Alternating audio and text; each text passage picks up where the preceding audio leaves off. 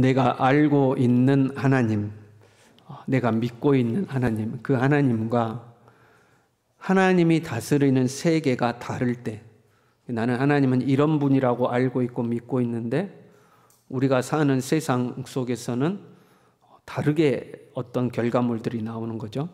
그때 우리는 의문을 품게 됩니다. 이 하박국서는 그 부조화에 대해서 알고 있는 하나님과 나의 현실의 부조화죠. 하나님께 질문하는 내용들입니다. 우리도 겪어요. 살면서 우리는 하나님은 응답하시는 하나님이라고 알고 있고 믿고 있죠. 무엇이든지 원하는 대로 구하라 그리하면 이루리라 약속하셨거든요.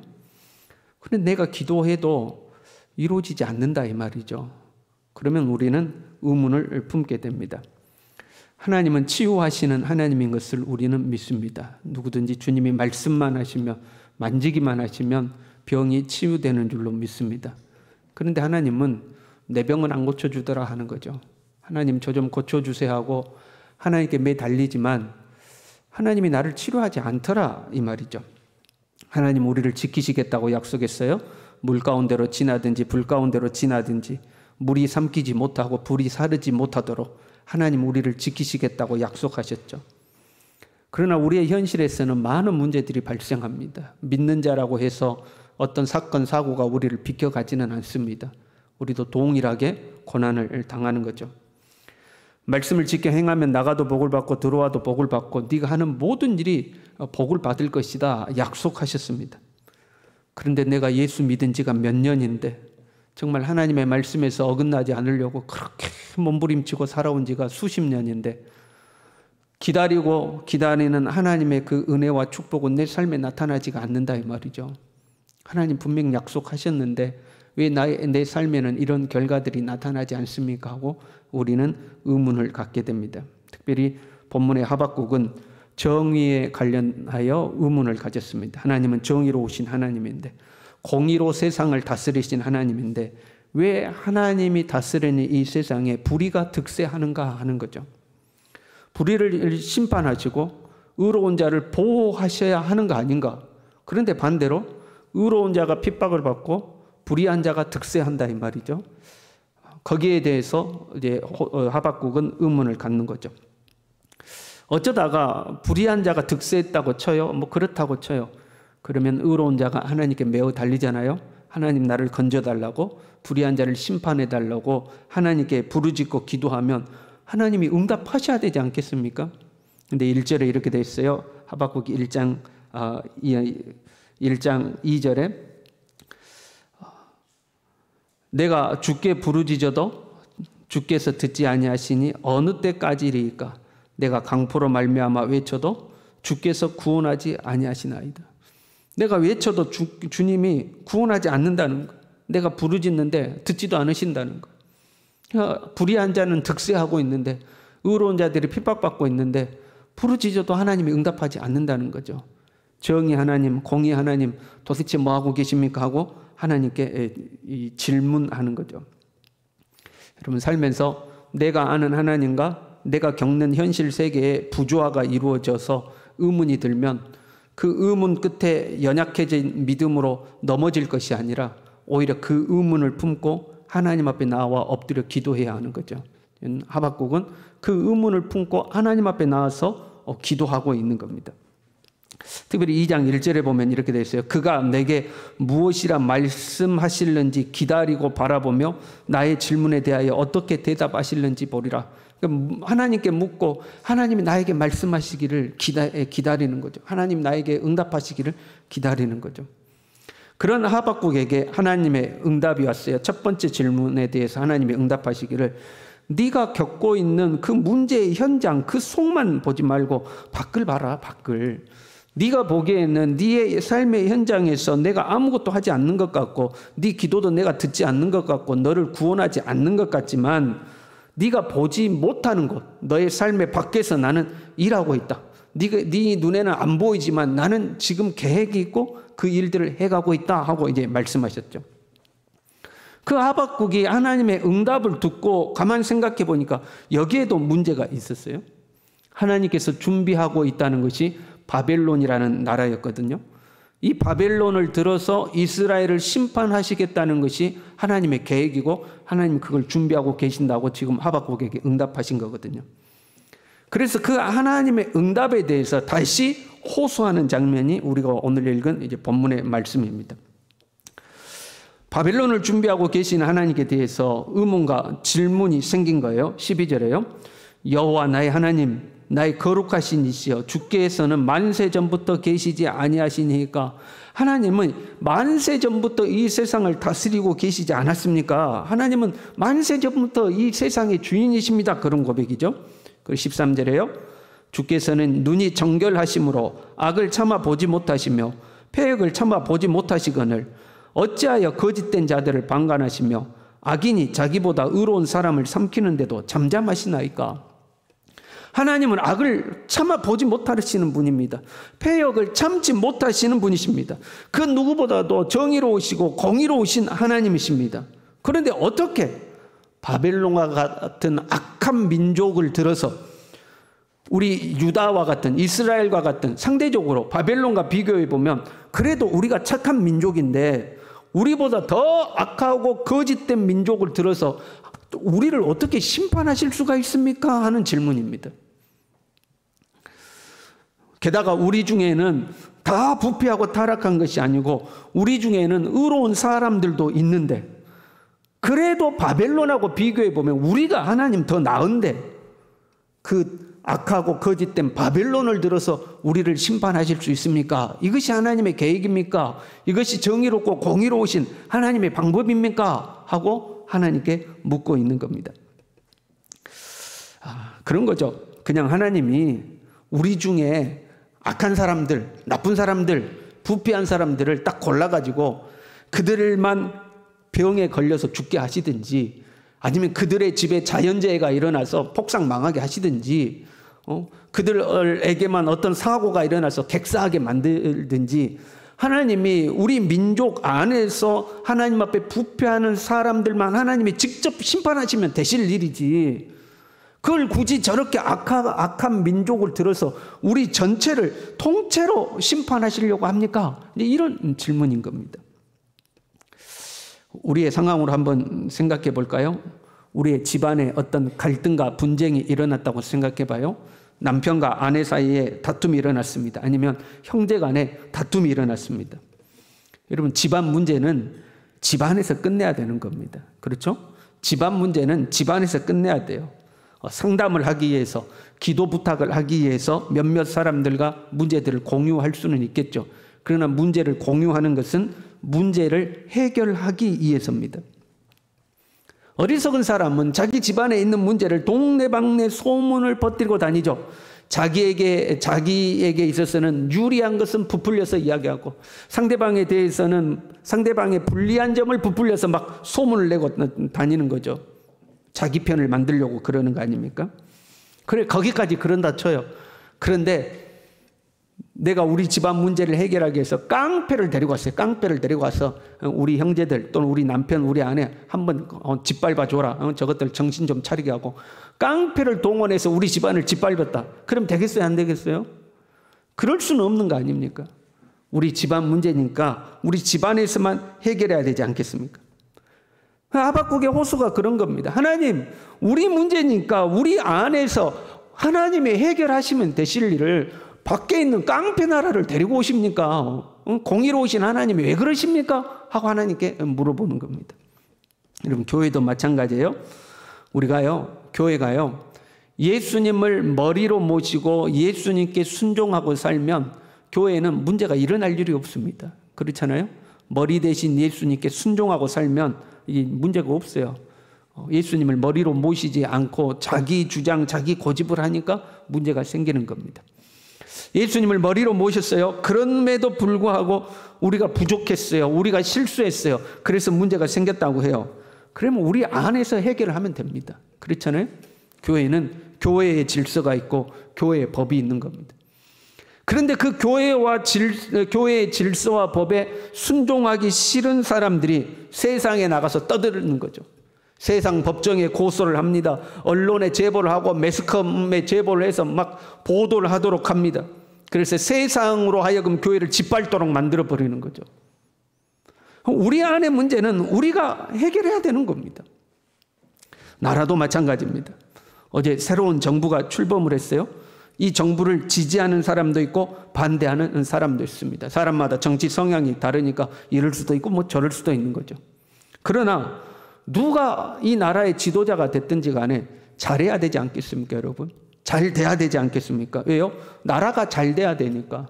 어찌됐든 지도자가 됐으면 그 지도자가 이 나라를 잘 이끌어가서 우리나라가 부강한 나라가 되기를 소망해야 되는 것이 우리 국민으로서, 시민으로서의 바람직한 자세이지 않겠습니까?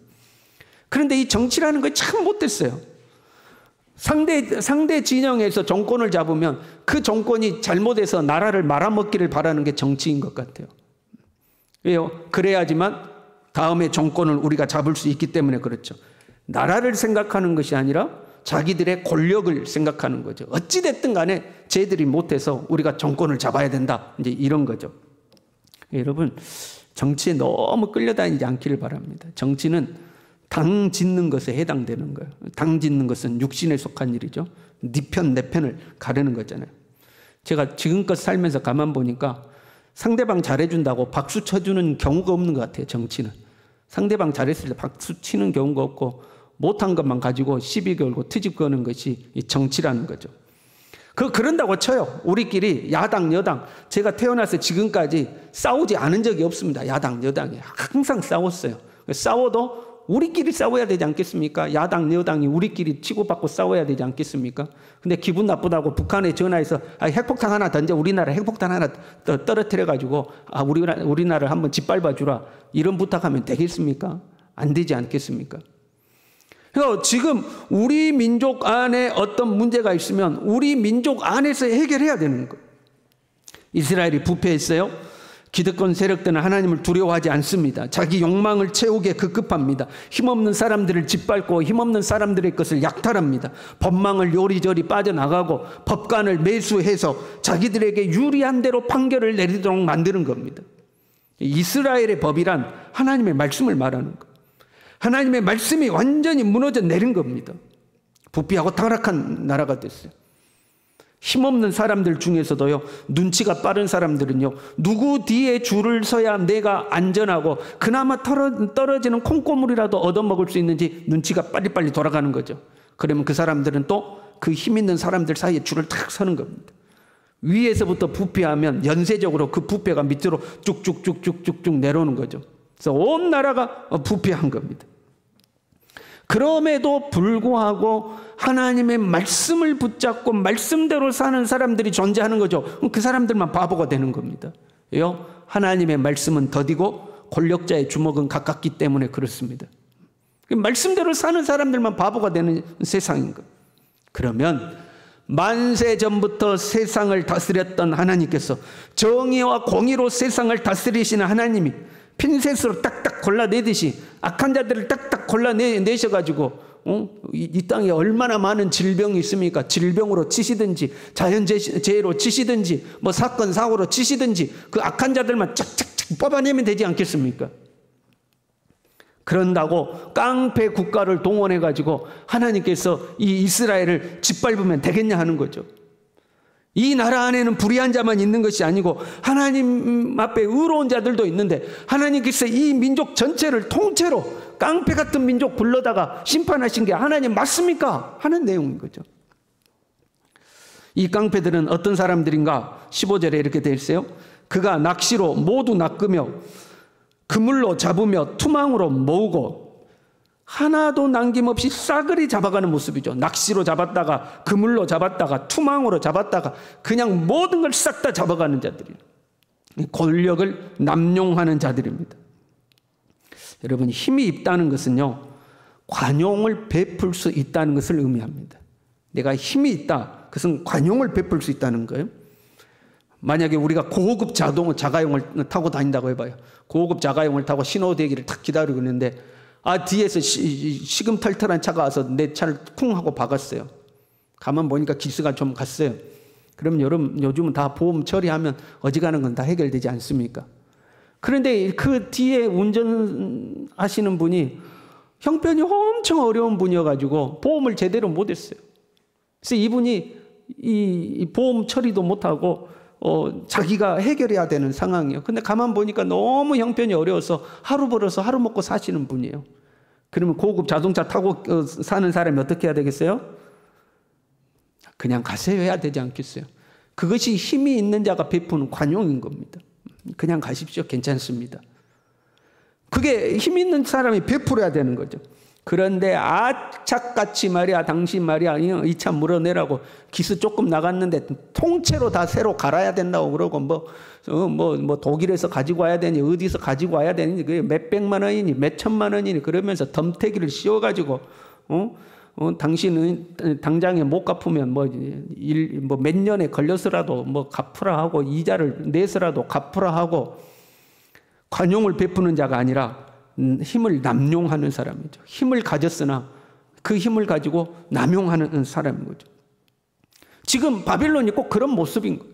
그냥 뭐 큰 고기고 작은 고기고 상관없이 그냥 쌍끌이로 해가지고 밑바닥까지 끌어가지고 싹 다 긁어 모으는 모습인 거죠.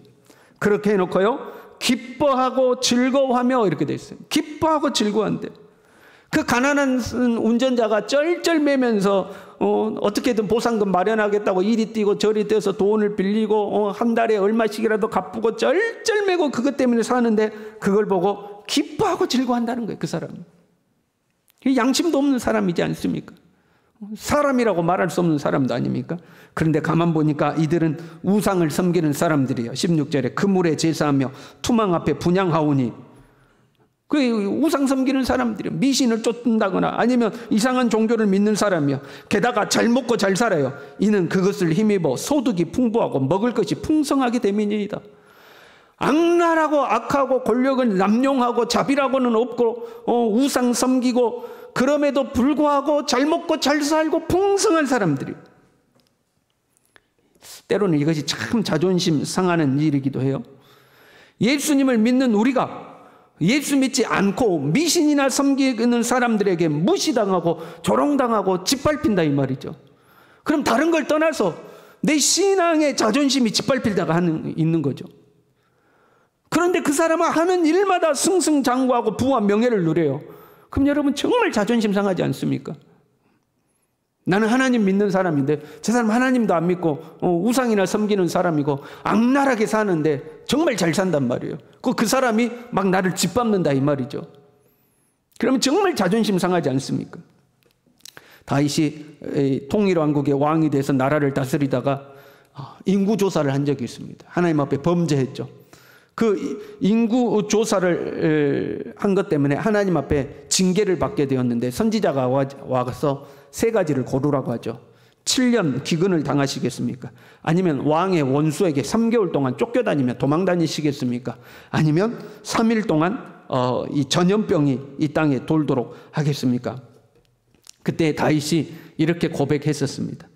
우리가 여호와의 손에 빠지고 내가 사람의 손에 빠지지 않기를 원하노라. 나 차라리 하나님 손에 맡겠다. 사람에게 짓밟혀서 쫓겨다니느니 차라리 하나님 손에 매를 맡겠단 말이에요. 어떻게 저렇게 못된 사람, 저렇게 깡패 같은 민족에게 하나님 내 이 신앙의 자존심까지 짓밟히게 하십니까? 차라리 하나님이 나를 치시지. 차라리 하나님이 매를 직접 나를 때리시지. 어떻게 저렇게 악하고 양심도 없고 깡패 같은 저런 민족 저런 나라를 불러다가 하나님 나를 짓밟으십니까 하는 거죠. 신앙의 자존심 문제죠. 그런데 하박국은요, 이 자존심의 문제보다도 더 의문을 가졌던 것은 하나님의 공의의 문제였습니다. 하나님 자존심 상하게 이게 뭡니까? 이렇게 질문하지 않고 공의의 하나님이 어떻게 이럴 수 있습니까? 차라리 하나님이 나를 치시지 어떻게 악한 자가 의로운 자를 짓밟도록 내버려 두십니까? 하는 질문이죠. 17절에요. 그가 그물을 떨고는 계속하여 여러 나라를 무자비하게 멸망시키는 것이 옳으니까? 하나님 이것이 옳은 일입니까? 하나님 이것이 정의로운 일입니까? 하나님 이것이 공의로운 일입니까? 하박국이 하나님께 묻는 거죠. 여기에 대해서 이제 2장에 가면 하나님께서 하박국에게 대답하시죠. 그 대답은 다음 주에 조금 더 자세히 살펴보도록 하겠습니다. 보세요. 하나님이 일하고 계시지 않는 것 같을 때 하나님 왜 내 기도에 응답하지 않습니까? 라고 물었어요. 그랬더니 하나님께서 너의 현장만 보지 말고 밖을 보라. 네가 보지 않는 곳에서 나는 여전히 일하고 있다고 응답하셨죠. 마찬가지로 하나님 공의의 하나님인데요. 어떻게 하나님의 공의가 실현되지 않고 하나님의 정의가 실현되지 않고 이런 일이 벌어지고 있습니까? 라고 지금 호소하고 있는 거죠. 그런데 자기 눈에는 보이지 않지만 하나님의 공의는 실현되고 있는 거죠. 하나님의 일하심이 내 눈에 보이지 않았어요. 그럼에도 불구하고 하나님은 일하고 계셨어요. 내 눈에 보기에는 하나님의 공의가 실현되지 않고 있었어요. 그럼에도 불구하고 하나님의 공의는 실현되고 있는 중이다 이 말이죠. 하나님이 하시는 일이 나의 입장에서는 이해가 되지 않는 상황이지만 공의로우신 하나님은 변함이 없는 겁니다. 정의로우신 하나님은 변함이 없는 겁니다. 하나님이 중간에 불의와 타협하셨다거나 하나님이 중간에 변질되었다거나 하나님이 중간에 통치 원칙을 바꾸셨다거나 하나님은 그런 분이 아니에요. 하나님은 어제나 오늘이나 영원토록 공의로우신 하나님인 거죠. 그러니까 내가 보기에는 하나님의 공의가 세워지지 않는 것 같지만 공의로우신 하나님은 여전히 일하고 계시는 거죠. 우리는 이것을 믿는 거예요. 이것을 믿음이라고 그래요. 그래서 2장 4절에 보면 의인은 그의 믿음으로 말미암아 살리라. 믿음으로 산다는 거예요.